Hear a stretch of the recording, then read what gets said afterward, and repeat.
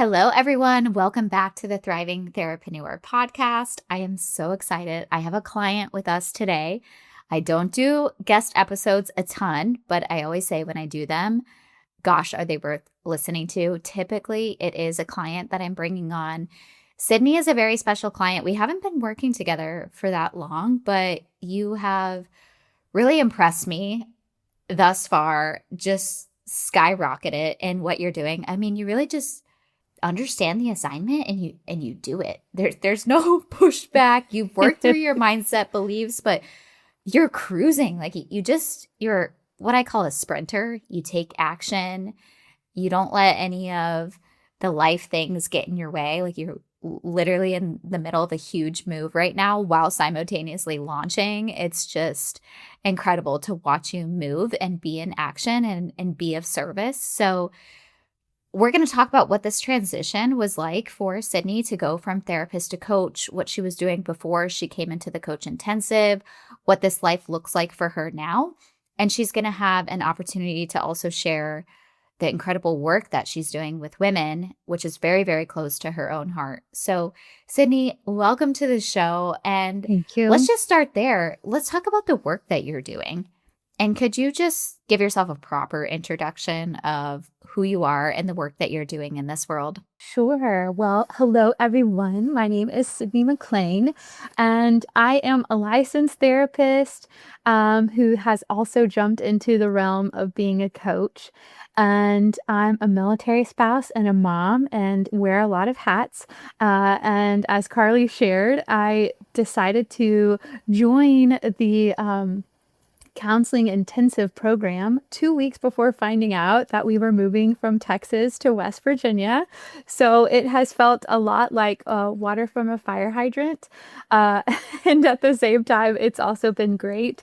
Yes, so I've been a therapist for about 8 years now, and I have loved what I've gotten to do, but I felt, working in different aspects, there was always some form of limitation there. And so I knew in my heart of hearts that I kind of wanted to step into coaching as well. And, I kind of dipped my toe in, and I was, one of those silent followers of Carly for a long time, and decided to dive in because I wanted to get the chance to not only like do my work, but also make it more authentically me.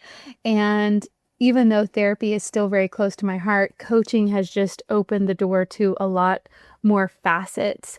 And so, in doing that, I'm working with women, specifically those women that grew up in purity culture and who are navigating their sexuality now as adults, whether they're still part of a faith base or they have stepped away fully, just kind of navigating that, helping them return to themselves and connect with themselves either for the first time or coming back to who they are.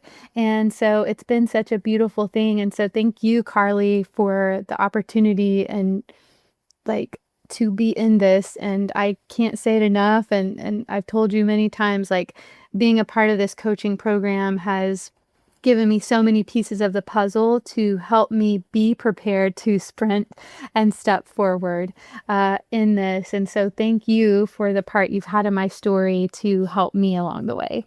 Yeah, your story is just getting started, girlfriend. It is. It's just getting started. And it's beautiful to watch it thus far, but I don't know if you know what's in store for you and what's coming and what's available to you. I try to explain this to you and all of our clients, like the world is really your oyster. It sounds so cliche and, just general kind of cheesy statement, but it's so true in the coaching industry. Sky is the absolute limit. And you're just starting, like your toe in the water in what you're implementing, and you're already getting incredible feedback. You know, have a client, maybe of more. I don't know if you have more clients or you just have that one client. I have one client currently. I have built a Facebook community that has been phenomenal. So a Facebook group that you said it that in February that the world is your oyster. And there was a part of me that believed that for everybody else in the room but myself, right? And then it was like, ooh, this is enticing and it sounds good. And then when I started putting myself out there, really seeing a lot of these amazing things, like the connections that I've made, the things that I've walked through, what somebody else might see as like a failure that didn't work. It was like, no, that one wasn't for me. That's not for me. But there's all of this over here that is. Um, Putting yourself in that mindset and then putting yourself in a space to be open, it just blows your mind. You do have to do the work, but being available is such a huge step that you're going to be like, you open your hand and all this stuff comes to it. It's amazing. Yeah, you just started putting yourself out there. To be clear, for Mm-hmm. everybody listening, we've only been working together Three, 3 months. months. Yeah, 3 months. And you already have your first paying client. And when you came in, you had no LLC Not, filed, you had no nothing. niche, no social media presence, Mm-hmm. no nothing, right? And Yeah. so this is literally ground up and already your first paying client, which you've actually had for quite some time. I think you got in like week In 8 of the my, yeah. program. Oh no, like week 5. Oh, week 5. Yeah, I Sorry, started week 5 of even the before program. and it was like, whoa, okay. But it was really like, again, you also said it too, like people are looking for what we have. So what our niche is, there are people out there who are needing it. And we often limit ourselves because we think, well, this person's going to do it and this person's going to do it. You also say this too. I borrow a lot of Carly's phrases like, you can only do what you do, how you do it. And so by putting yourself out there, there are people that are meant to cross your path. And it's not being like salesy in the sense of like you have something that is a resource for them. So for example, if they were thirsty and you had this water, you would not withhold it from them. It is something that is going to help them overall. And so I'm not an expert by any means, but having a niche that is so congruent with who I am, combined with my love for working with people and combined with like all of the strategies and all of the resources you have is really building that foundation to be a success. And I think that's the other part too, is there is so much to get out of the program. And again, I'm not just saying that because I'm sitting here on your podcast. Like I almost have conversations daily with people like when they ask, how's it going for me? And I'm like, it's going great. I've had the highs and I've had the lows and I've had the emotion. You've heard my Slack, on my Slack channel where I've been like, oh, I'm so overwhelmed. And oh, but today I'm on cloud 9 because this is happening. But because of all of these things in place, it is just positioning myself and so many others who are in the program to be that success. Um, and success isn't a linear journey. And so it's also been this part of the process that like some of it's going to feel like a sprint and some of it's going to feel like a marathon. Yeah. And knowing that my timeline isn't someone else's timeline too. And so if I have a pause in mine, my growth isn't ending. If theirs is taking off, it just means we're at different paths, we're at different timelines. And so the comparison is, where can I learn to grow? Not what am I lacking that they have and I don't, you know? Yeah. And comparison to yourself. Where were Yes. you 3 months ago with Yeah. no LLC, no niche, no coaching business? Now you have a coaching client. Like you're on your own timeline and wow, look how far I've come in this short Hmm. period of time. What else can I do versus comparing Yes. yourself to someone else? I mean, incredible takeaways. It is such a mindset journey and learning Mm-hmm. curve and hurdle, and business development is what everybody comes to me for, right? I'm a business Yeah. coach Yeah. and that is what I teach, but it is a self-development journey more than most people realize, Mm-hmm. right? And that self-development journey is really, and the mindset is really what's going to catapult you forward in your business. 80% of our business Mm-hmm. is mindset. So I think that, or maybe I don't think, I know that that is why You got your first client within 5 weeks. You're executing everything. You are what I call a sprinter because you're doing the work not only on the business and the strategy, but on yourself and your mindset. And that's what's keeping you afloat and will keep you afloat as you go through this process and continue to up level over and over and over and over and over again. Okay, so Cydney, let's go back to prior to investing in the Coach Intensive, starting your coaching journey. You mentioned limitations. You've been a therapist for 8 years. You've had some limitations. You love the work that you do. I could talk about the limitations that I experienced, but I'd love to hear from you. What did you feel like those limitations were? Because everybody who's listening probably is feeling the same way. Was it income? Was it time freedom and having more white space on your calendar? Did you want to be more present with your family or travel? Or what was it for you? Were you burnt out? I would say a little All of bit the of above? everything. Yeah, a little bit of everything. But if we rewind to like working, initially I started in agency work, which is pretty common. You're fresh out of school, you're putting in a lot of hours, which hey, you're closer to getting your full licensure. And maybe this was an unrealistic expectation, but I thought, okay, I'm an associate right now, then I become fully licensed, and then I achieve this freedom, if you will, as far as like my timeline, making the income that I want to. Um, Understanding the business side of it, which mind you, we don't get any classes on in graduate school. So you get this set of clinical skills that you get to develop, and you're going off of this experience of these people that have been before you, and then you find out, oh, and not everything is what it's cracked up to be. So finding that, like, when I fast forwarded to being in my own practice, yes, I'm making more money, but my schedule is so packed. I'm leaving work. I'm a mom. My son is 4, and picking him up, and he's ready to have all of my attention. And I'm like, I've got to take care of this bottle of laundry, and I've got to do this. And so, I'm frazzled. I'm not who I want to be, and I'm loving what I'm doing in clinical care, but I'm like, what is it costing me on the personal side? So to be a little dramatic, I remember a little bit over a year ago, sitting in my office and like looking out the window on a rainy day, like, what am I doing? Have I made the wrong decision? Did I do the wrong thing? And just feeling that restlessness of like, I know there's a way to crack this code and do more. There's got to be, where I'm not seeing 7, 8 clients a day and having nothing left to give. Like there's got to be this balance of it. And so that is where I was. And then ironically, when I saw your post for that training that you did in February, I had a kind of a low week. So then there's the other side of it, the ebb and flow of when it's a little bit lower. So the inconsistencies of the income. When it was great, and I was burned out. And then when it wasn't, I'm I'm burned out in another way because I'm frazzled.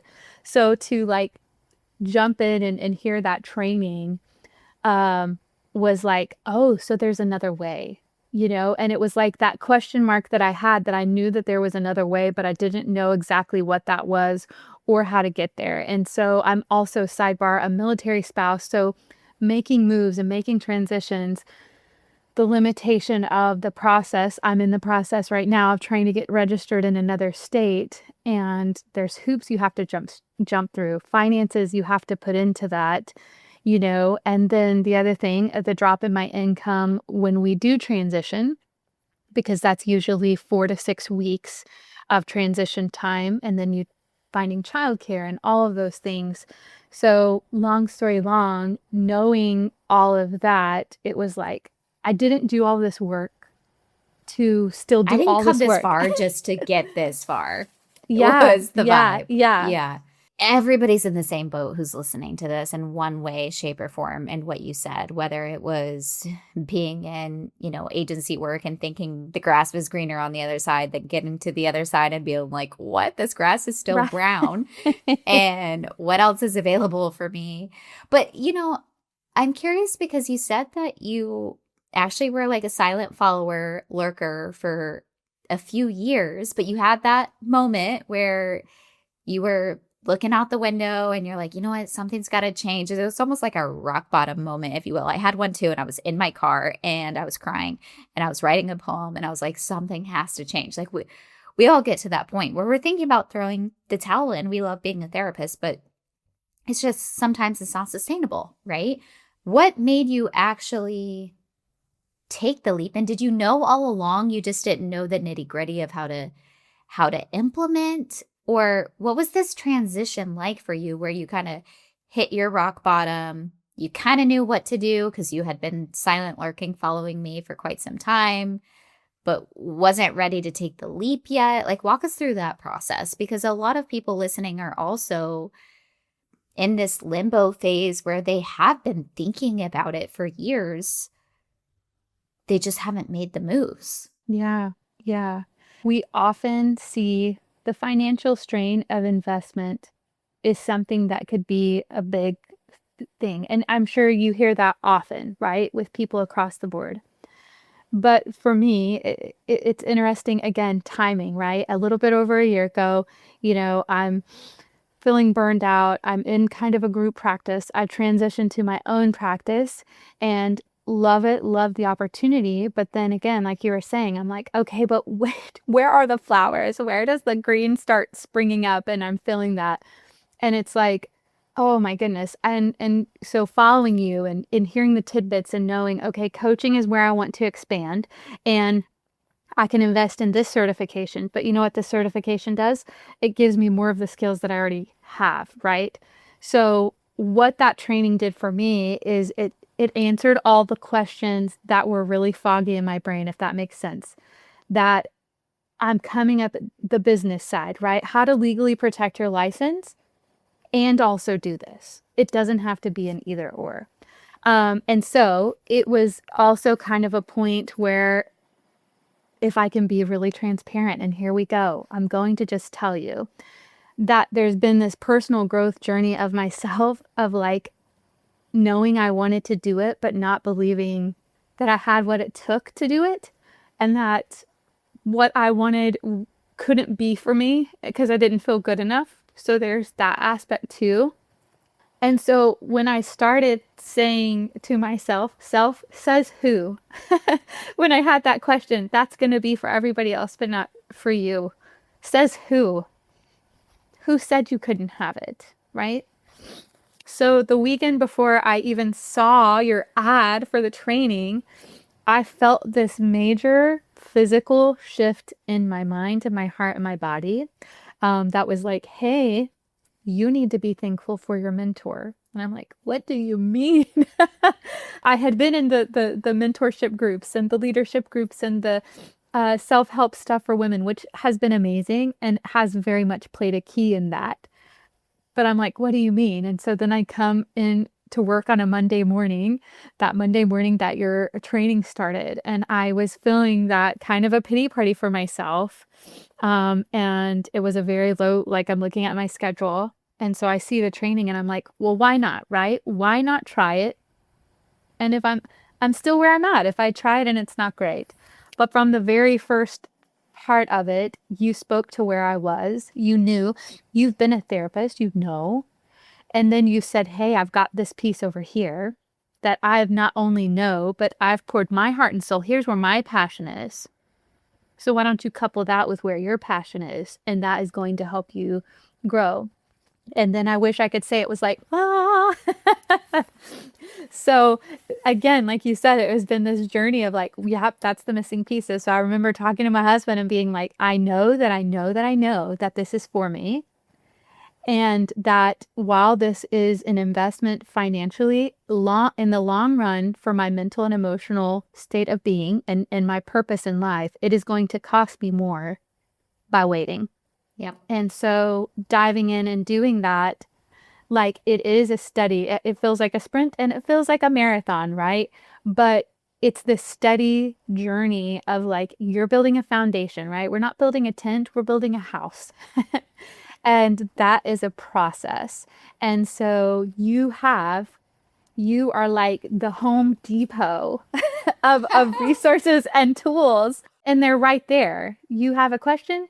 there's an answer. There's somebody for that. There's that. And it's like we say, here is the blueprint, if you will, and you're like, okay, great. I have a resource for that. I've got this for that. And so that has been just so fulfilling and relieving for me as somebody who's wanting to step into that space, and do the best that I can do, right? Mm-hmm. With the resources you have, and you're Yeah. doing it. What I'm Well, first off, that is hilarious. I'm the Home Depot. I have not heard that one before. I'm gonna have Yeah. to take that one and repeat it. But it is true, and I hear that all the time. Like, Carly, you have a guy for everything. Like, Yeah. you need this done, you got a guy for it. You have this question, you know exactly where to point me. So that is hilarious.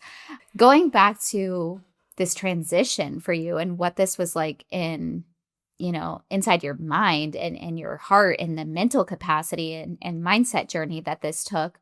What I was hearing from you, true therapist in me, was it was really a lack of belief that this was even possible for you, right? And Mhm. it Mhm. was possible for other people, but it wasn't possible for you. And it wasn't until you actually owned that it was possible for you and you changed at that identity level, like, you know what? Wait a minute. This is possible for me. And if I somewhere decided along the way that this wasn't possible for me, I can undecide that. Like, when did I decide that? Says who? When did I decide that? So, you know what? I'm just going to scratch that decision. I'm going to undecide it and I'm going to decide something new that this is possible for me. And that's when you had the identity shift and the confidence and told your husband, this is happening. This is a non negotiable. Here I go. And then, of course, I came in with the strategy pieces to help you move the needle forward. But more than anything, what kickstarted it for you was the identity shift. And that makes sense because we know as therapists, everything is the be, do, have model. We have to be the person and change at the identity level to do the action steps in order to have the successful, thriving business that we want. But that was your lived experience and what you walked through. So now you're on the other side, not completely, but you're in the thick of it, rather, Yeah. Yeah. of still going through these transitions as you up level, implementing, getting clients, putting yourself out there. Hello, visibility wounds that we all have that you've gone through, right? So, what has been the most helpful for you, or how do you feel like this will be life changing? Because you talk about how this is your soul's purpose, and you knew, and you had to have this conversation with your husband. I think if I were to answer this for you, and then I'll let you answer, this work is so close to your heart because this is your own story. It's almost like you had to go through the pain that you went Mm. through in order to walk others through it. Like, there's purpose in the pain that you went through, and the purpose is tied to your soul's mission to guide other women through this now, which is exactly what you're doing. And you're getting feedback from people just saying, thank you for speaking up, thank you for being you, essentially, because this is such a needed thing. Like, you're filling a huge void in the market, a huge gap. So I'll let you speak to it. Like, what's been the most helpful for you as you make this transition, and how is this going to be life changing, or is it already? So that's multifaceted as well. And I think the other thing that another mindset shift was I have to be perfect before I do this. Um, I've recently been diagnosed with ADHD formally. I've known that I've had it for some time. And so there's this part of me that's sometimes that impulsivity, and I just put myself out there, and then go live and I throw my phone across the room like, whoa, okay, you did that. But I think acknowledging that people want real, they want authenticity. And like you said, because of my story, it's not highlighting it in a sense of like glorifying what I went through, but it's normalizing the conversation around it that other people that went through things and that have been hurt, we can talk about it, and normalizing it being in a space so that other women know that they're not alone. And so I think another shift was nobody is asking me to be an expert. Like, you're asking me questions about my personal life. And I think, like, because it is a part of my story and it is so close, integrating that into the knowledge and skills that I have has been so important. And I remember the first time I went live, and then somebody said, "You are so brave." And I'm like, "What?" If they only knew my laptop had been propped up on rolls of toilet paper, just so it was the height that I felt that was necessary, you know. And then I just started talking, and I didn't have a script, and I just started sharing from my heart. And I think sometimes too, there is a suffering in silence, and there's a shame that I am the only one. And so if I don't talk about it, um, nobody else must be feeling this way because nobody else is talking about it either. So for somebody to say, "Hey, wait, wait, wait. Yeah, this happened to me." And then it's like, "Oh, well, me too. Oh, me too." And so there's this like normalcy of like our humanity showing up, and to be able to give grace and non-judgment in a space that is so delicate and raw. It's really a beautiful thing. Ironically, Carly, it has also been another step in my healing journey because it's challenged me to authentically bring that out, and the visibility part of being seen, releasing myself from like, if somebody has negative feedback or somebody has kickback, it isn't their experience and it isn't their story to tell. It's my story and my experience, and that's the same for all of us. And so giving space to that, and releasing what doesn't belong to me and embracing what does is the best thing that I could do. Mm-hmm. Yeah, it's not ironic. It's totally part of it. Yeah. That putting yourself out there is part of this healing journey, right? There's always going to be keyboard warriors and the naysayers and the people who disagree with you, especially the bigger your business gets, right? But you would be doing your people a disservice if you didn't share your story. And so it's self-healing to share your own story, but you're getting the validation from other people. You're so brave. Me too, me too, me too. Like I said, you're filling a huge void and the market needs you. Where can people find you who are interested in this healing, or is there anything else you want to share to your ideal clients that could be listening to this very podcast, or perhaps a therapist who's listening to this who has clients who went through this experience who possibly don't know how to deal with it and they could refer clients to you? What do you see as your perfect ideal client and where can they find you? Sure. So I am on Instagram. I'm on Facebook. So Cydney McLean Coaching, that is my handle.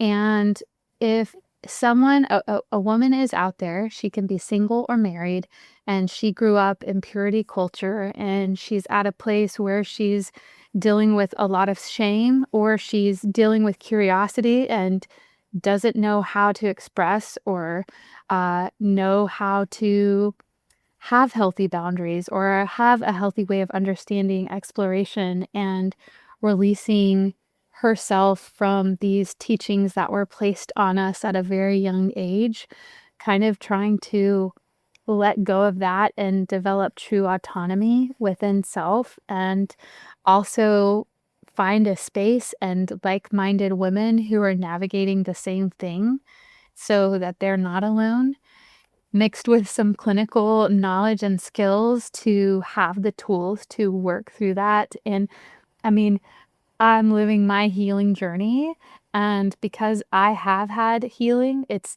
not a destination, it's a journey. I know how powerful and freeing that is. And so to have others who are longing for that, any therapist out there that has a client coming to you that is navigating that from purity culture and how they were raised and just trying to develop a true autonomy within themselves, come find me and we can connect and talk. And I would be grateful to be a resource for any of them. Yeah, I'm going to include all of that in the show notes as well, Cydney. So for anybody who's listening, just check out the show notes.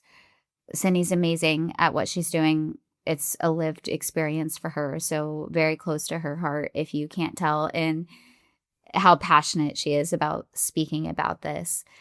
Before I let you go, one last question I want to ask you is, what piece of advice would you give to anybody who's listening? I always ask this question, and I know it's a loaded question, like one piece of advice. It could be maybe two. They're fearful. They want to add coaching. They maybe already added coaching, but they haven't figured out all the floating pieces. They're stuck not yet making their next move, even though they want to. Now making the moves, being on the other side, having those same exact thoughts, the lack of belief, having to go through the identity shift, being burnt out as a therapist, being scared about the financial investment, peer to peer, what would you say to them? I would say that it's all very valid, right? If I put on my therapy hat and I'm like, wow, yeah, that's a lot. If we're looking at it in the big picture, right? And we feel a lot of pressure and we feel a lot of different things, but we're also frustrated and ready to step into that next thing. I would say break it down into the right next step, right? Let's look long term where you'd like to be. But what about that right next step to get me there? I'm not trying to fast track this. Now, it is a coaching intensive, and it's been a love-hate relationship because it has challenged me, but because I leaned into it. So a lot of things. It is a loaded question, but like it's an intensive with a purpose, and it's keeping your momentum going. So being leaning into the friction of the journey, and that asking yourself the question, like if they have the belief it's not for me, or oh, how am I going to make this work? Well, says who, and who says it can't work, right? And then thinking about like long term, the emotional and mental cost. Like, I'm telling you, this has just eased up a piece of my mind for where, like, I was telling my husband, like, yes, this roadblock has happened and we're getting ready to make a cross country move. But I have such a piece about this foundation that I've built that formerly getting ready to move, I would be like, oh, great. Now I'm going to start all over. And I'm like, oh no, we're picking up and moving, but this foundation that I built, this gets to go with me. And so, oh, and you're not alone. Like there are so many areas that, the mindset call, the copywriting call, like technology, there's somebody for all of that. And so again, long story long, lean into the friction. Know that you are absolutely worth more and that this investment is truly that. It's planting a seed, right? I won't hold on to the seed, but I'm going to put that in the ground and see what comes up and grows. Mm-hmm. Mic drop. I have nothing else to add. Well summarized. You're incredible, Cydney. Thank you for Thank you. being on the show. Thank you for Everyone having reach me. out to Cydney or follow along if you have a client to send to her, or if you yourself are going through this process of healing from purity culture itself. So your dream to work with Cydney. I can't wait to record Thank you. one of these again soon and talk Yeah, about all of your success. And we'll just continue keeping everybody updated on what's to come for you. of Thank you. course. Of course. Thank you. Have a good one.